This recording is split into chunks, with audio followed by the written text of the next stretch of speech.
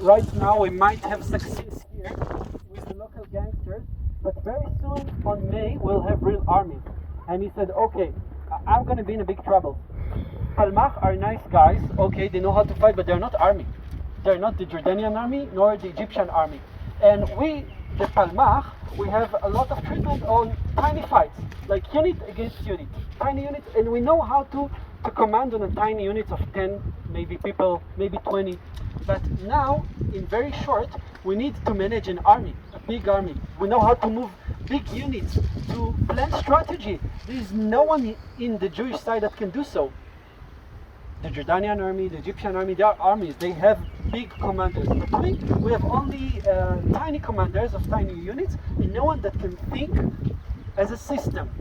So he tried to send messengers to United States to look for American Jews with military experience, with the high ranks, to come and help. And one of them said yes.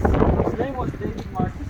David Marcus was, or Mickey Marcus, or Mickey Stone sometimes, was a general from World War II, already retired from the army. He had a high rank.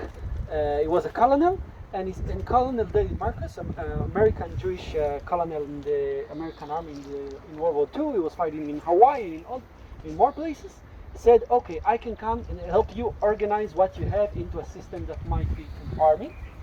And in 1948, their main headquarters was actually in the hill up there of Kiryat Yearim, on the monastery of the French nuns.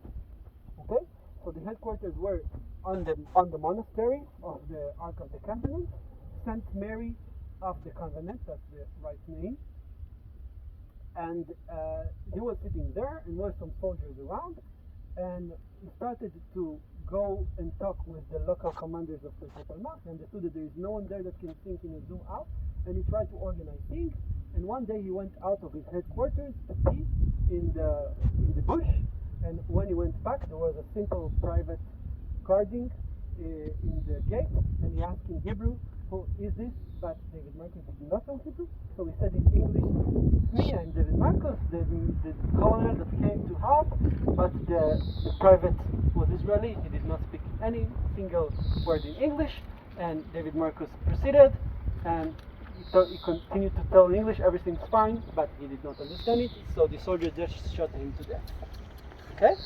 David Marcus was the first to get the rank of Major General in the history of Tzahal. He was deserved to be the first Major General of the IDF. He was supposed to be deputy of the Chief of the Army and the High Commander of all the Jerusalem corridor area, but it actually never really happened.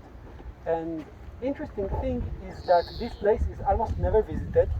Groups are not coming here to this monument to him, and there was a Hollywoodic movie film after him called Cast a Giant Shadow with Kirk Douglas, like something really well known back then in 1962. You've seen it. Yeah. So it's interesting. Americans. It's on YouTube. Huh? I found it on YouTube several You found years it ago. on YouTube. So it was very popular in the States, but it has zero popularity in Israel. So you might ask yourself, if there is such American Hollywoodic film, and there is such a beautiful monument, why Israelis are not aware to the film? It has very low popularity in Israel, not like in the States, and Israelis never visit this monument. Think of it. At the end of the day, we try to give an explanation to why he was